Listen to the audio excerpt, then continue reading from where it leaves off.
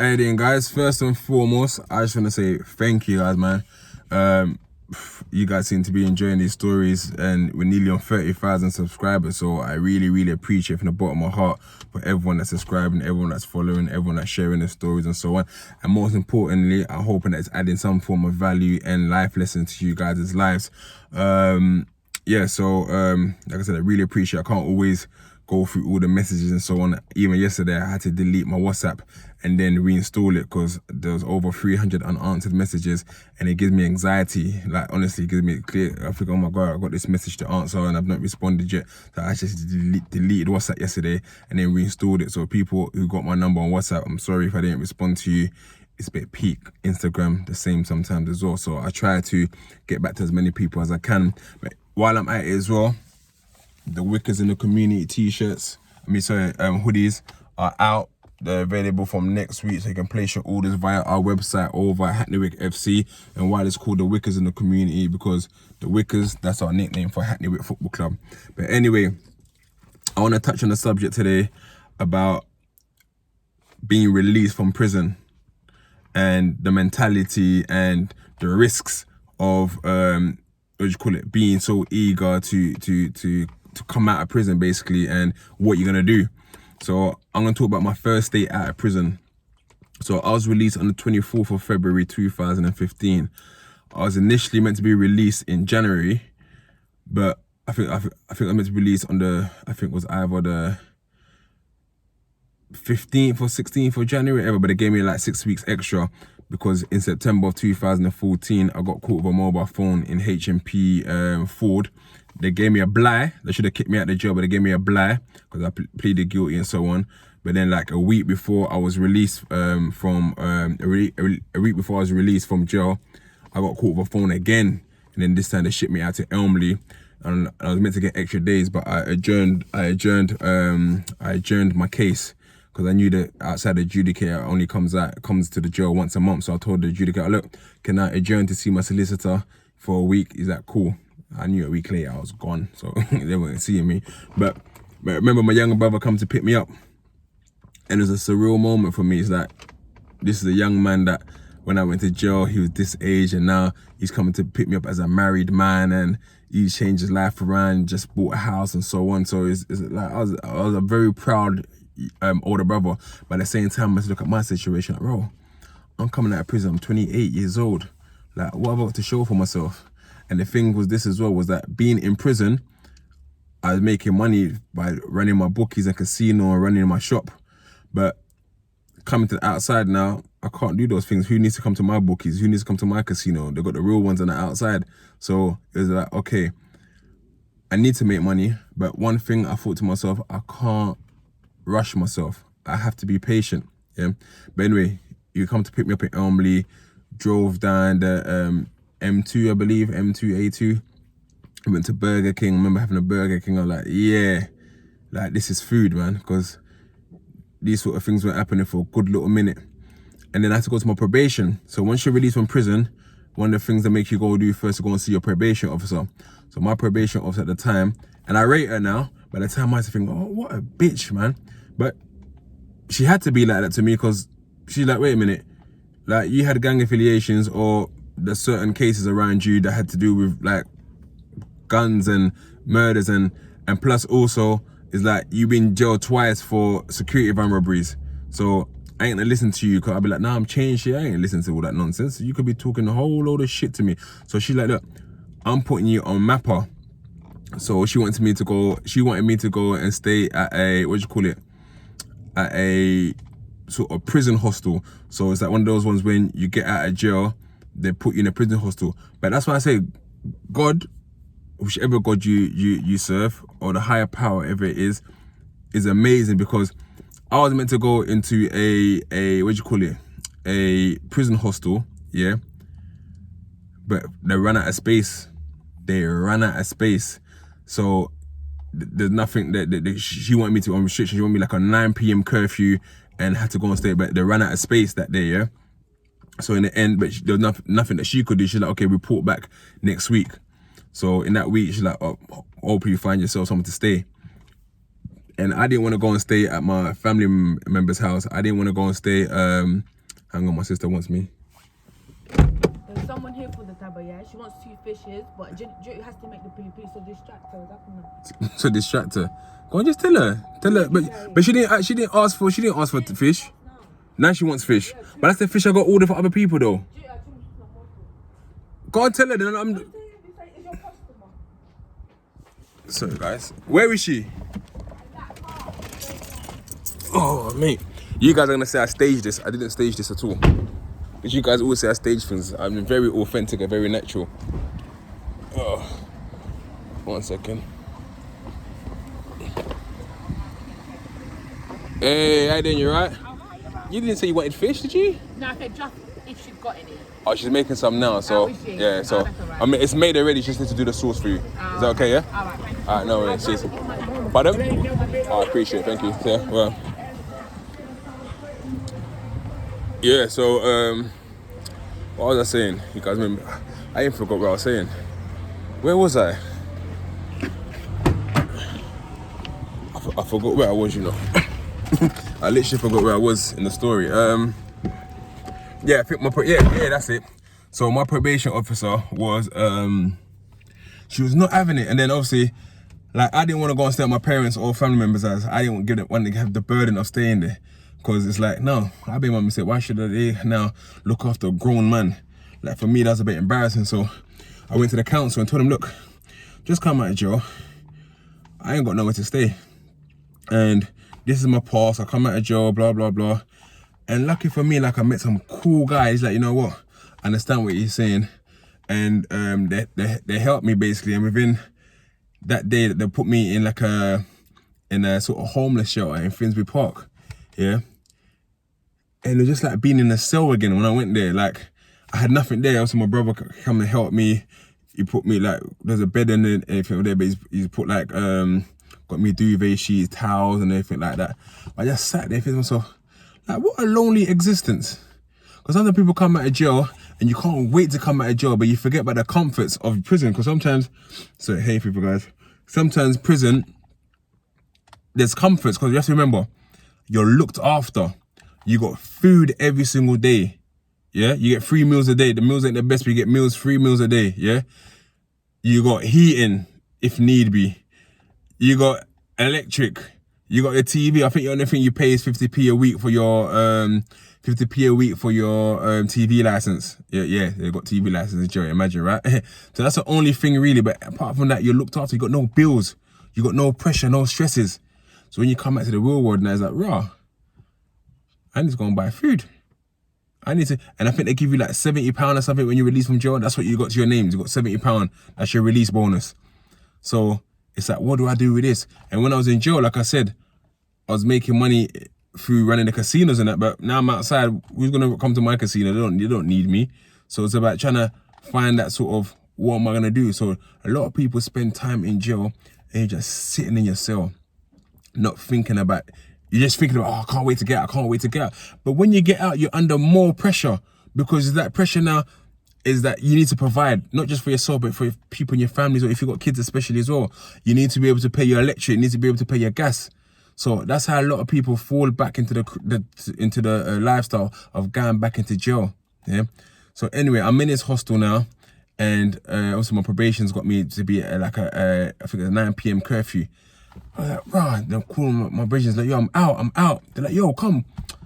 I'm looking at myself like, nah, I'm on a curfew, man. I'm just gonna stay inside. So the first day I've stayed inside. Now remember, I ain't got a phone or nothing, so I need to go and buy a phone. I need to buy a credit. Like, it's all mad. It's all mad. So like that beginning stage when you first get out, you have to try to get back into sort of life, and it's hard work. And I remember the following week going to my probation officer, and she's still trying to work hard to get me into this what you call it, hostel, into like a prison hostel, ex-offenders hostel.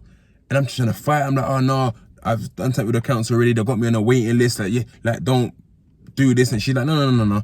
I don't trust you. Your behavior was bad. I've got some of your prison reports of things. So it's like, it's all mad. So what I'm trying to say is that it's not easy. Yeah, it's not easy. See, when people reoffend, yeah, it's easier to reoffend than not to reoffend. Because when you come out, you got all the pressures of the world. It's hard. And I know there's some prisoners who might be watching this right now. You're thinking, oh, fucking hell, man. Like, what am I actually going to do when I get out? And I had an idea of what I wanted to do when I got out. I had an idea of what I wanted to do, but I wasn't completely sure, yeah? And when coming out of jail, it's about status as well, right? Because what is, you've been away for so long, but now you've seen the young bucks. Now you see the young bucks are shining. Like, raw, my man's a little youth, man. Now look at him. Raw, he's got bare peas now. Raw, he's driving this. And as an older person, you think, oh. But you should be thinking, like, well done. Like, well done to you. Like, you're doing your thing. You do your thing. But what happens with a lot of older G's is that you've come out and the young brothers have taken over the strip, or taken over what they're doing. And not necessarily I'm talking about taking over the strip in terms of selling drugs or whatever it is, but they're taking over in regards to they're good now. Financially, they're stable. Then you can be someone who starts having a bit of green eye. Like, nah, man, look at these, what are these kids on? But everyone has their own season, and that's their season. You had your season and you end up going to jail. This is their season. Whatever it is they're doing, legitimate or illegal, it's their season. So you can't look at them people and say, no, because what happens then, olders want to go bad at the youth, man, and then now they're beefing, and these youth, man, don't care about you no more. They'll show you hella disrespect. They're like, you had your time, man. This is our time now, yeah? Or you might try and go and rob them and then it goes wrong and so on. So it's all about having that patience, that mentality, right? Because I'm quite glad, yeah? I'm quite glad my probation was onto me. I know, like I said at the beginning, I thought, what a fucking bitch, man. But no, I'm quite glad, yeah, she was onto me. Because the way she was onto me made me realize, look, I can't fuck up. Because this woman's just waiting to mess me up. She's just waiting. But she didn't look at, my probation is a black woman, and she didn't look at me as if to say, you know what, I want you to fuck up. She wants me to keep away from what I was doing, but she had to pull it in a way that, you know what, I can't trust you. I don't know you from nowhere. You can't, like, you're not my son. So she had to do it like a distant relationship sort of thing. Like, wait, I don't know you, so I'm gonna keep it professional. I ain't gonna try and be your friend. You ain't gonna call me auntie. You know, us black people like calling everyone auntie, right? You're not gonna call me auntie. So it's like, keep it professional. So it's like, then you got no money, they have to go and sign on. And for me, the whole signing on thing was mad, you know. I was like, go and sign on. I said, nah, I don't know. I couldn't do it at the beginning, so I ended up doing it, but I didn't last there for a minute. And I said, you know what? No, if I do really want to change, yeah, let me go and get a job. Now I'm looking at this like, right, people know me for being someone who had a bit of money before, right? And now I come out of jail, and people in jail will probably think, oh yeah, this brother had money because obviously everything I was doing. Now I come out of jail, there's nothing. I said, you know what? I can't just go and work in a McDonald's or for people to see me. Because sometimes there is pride and ego, which we shouldn't have. I said, you know what, however, I am going to work. I am going to go to work, right? My parents were living in the Hackney Wick area. And I remember I went to a place called, I saw that they had a sign that said we're looking for workers. It's called Mr. Bagels. Yeah. I went and started working in a bagel factory, doing nights in a bagel factory. Yeah. That's how much I didn't want to go back to jail. Because I know, okay, to save face, no one's going to see me during the day. So, but in the night time, I'm going to go and work. And I'm bagel factory, no one knows me. I'm very low key. So a lot of you guys who come out of jail, there's a lot of night shifts, a lot of night jobs out there. And also employers, don't write people off, because sometimes you guys look at someone, oh, he's been to jail, and you write them off. Like, if someone had written me off, I'd probably been back on the road, but people gave me a chance. So the guy in the council gave me a chance in the first place when they put me on the list, and then I got my flat like a month after coming out of jail. Can you imagine? I got my flat a month after coming out of jail. Actually, no, tell a lie. I got it in May. So 3 months after coming out of jail, I got my flat. So imagine how long sometimes people on a waiting list. But as I said, God, higher being, works in mysterious ways. If he believes in what you're trying to do, he'll make a plan for you. Cause like, I'm sure there's people that's been waiting on a waiting list for years and years and years and couldn't get something. And for me, coming out of jail and just being honest, that's another says, just be honest with your situation. I told the guy, look, brother, I spent this amount of time in jail, yeah. I've come out of jail, I got no money now, yeah. The money I was saving over there, I had to do what I had to do. And now I come out of jail, I got nothing. I don't want to get back involved in the real life. I've spent all my 20s in jail. And my brother just, all right, cool, no worries, man. We'll sort something out then to the point that where I got my flat, right? And even to that point, like I said, I had to go and get a night shift. And like I said, maybe 4 weeks after coming out of jail, that's when I started my football club. And we had nothing. Zero. You see this badge here right now? We had no badge. We had nothing. You know what I used to use as a badge? The Hackney Wick train station sign. And then some lovely lady who lived in Hackney Wick saw my Twitter page, Hackney Wick FC. She went, oh, I'll design your logo. Because she's a design director at some big brand. And she designed the logo for us for free. Imagine. And this has become an iconic logo that's been put on all the Nike jerseys across the world. So it's like, you work hard and you actually decide you want to change your work, because the pressures of coming out of jail and not having anything hits people hard. And some people don't understand that. You don't understand that. You think, oh, I can't wait to get out of jail. I can't wait to get out of jail. Yeah. But when you get out of jail, yeah, it's a lot, because you feel the pressures of the world. It's a bit like Instagram. Because people watch other people on Instagram, think, right, this person got that, this person got that. Coming out of jail, you're seeing everyone outside, and you think, oh, this person's got that, this person's got this. But that's not for you. You have your own time, and don't be afraid to go and get on this job. And this is the beauty of it, yeah? Imagine this, yeah? So I got this job at this bagel factory, yeah? And I think I told this story when I talked about how I became a owner of a semi-pro club, yeah? So I got this job at a bagel factory, yeah? And then a company called H Group, yeah? Big up the CEO, Mr. Henry Smith, like, very nice guy, yeah? I reached out to him and told him, raw, like, because I heard that company were buying the bagel factory to make it. Right now, if you go to Hackney Wick train station, come out, you see the big buildings, new builds there. He's built that, right? So they came and said, you know what, we're gonna buy. They came and gonna buy the whole complex, right? So I reached out to him and sent him. I said, oh, I'm working at this place right now, yeah, and you guys are about to buy it. I'm using it to fund myself and my football club. And he pulled me for a meeting. He said, yeah, come to a meeting, yeah? My man's worth like a good 100 mil. My man's worth, yeah? He's like, yeah, come to my offices in Shoreditch. Went to the office in Shoreditch. Again, honestly, spoke to him and said, this blah, blah, blah, blah, blah. Told him everything. Like, you know what? I ain't gonna give you money for free. Not for free, but as keep doing what you're doing with the football club. And I'm gonna give you money every single month as if you're working for me. And but in essence you are, because you're keeping the kids off the street. Because by this time I was starting my football club and so on. And then like a month, well, not a month later, but maybe a year later, like they actually sponsored the football club as a whole for 2 years. They fully support the football club. They paid for everything, the kit, the stadiums, the rent, the referees. They paid for everything.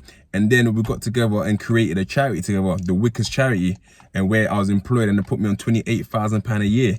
And the people who go to university come out and don't even get that as their first job. I got out of jail, and that was my first sort of, well, not my first job, but my second job was after the after the bagel factory. But as I'm saying, if you put your focus in it, yeah, anything's possible. In the end, I parted ways with the Wickers charity, because, pardon?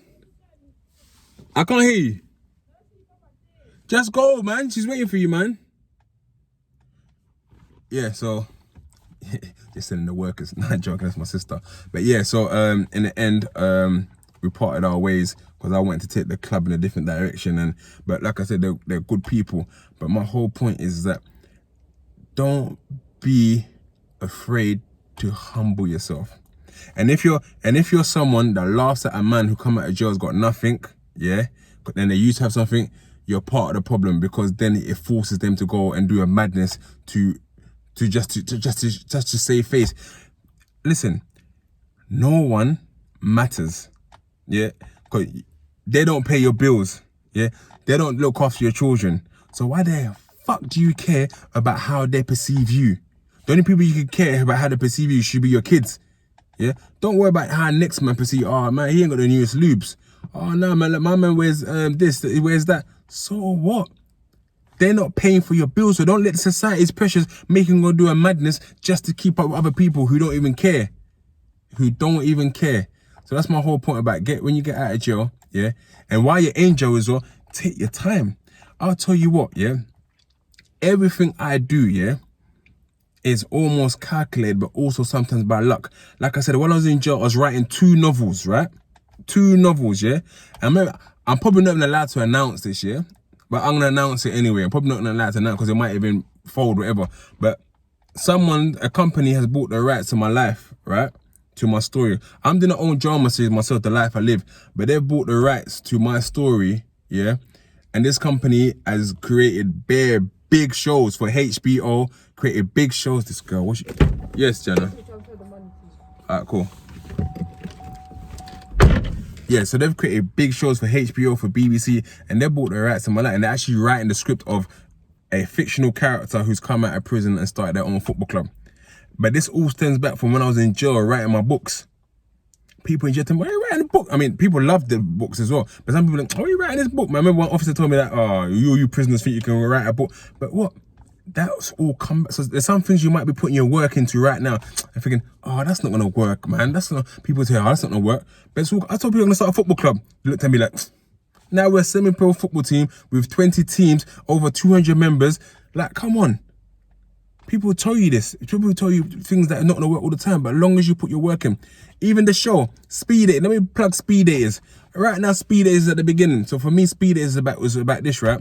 A lot of young black women. I'll say, not even young. A lot of black women don't really get showcased in British TV. Name any shows where a black lady is the lead in the UK.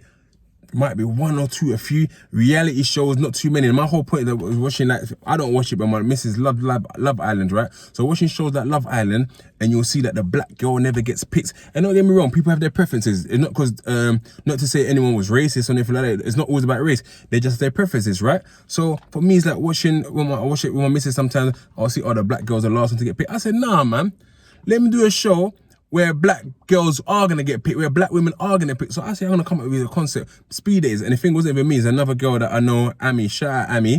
She came to me and said, oh, look, I got a concept to do like a reality show about speed dating. So I'm like, cool, let's do this. So for us, is that, okay, let's get some black women, yeah, who are single, put them together, get some black men who are single, put them together, let's follow them around, what they're up to, maybe follow them at their workplace, and then in the end, we took them to Crips and Cones and had a speed dating night where they all met up for the first time.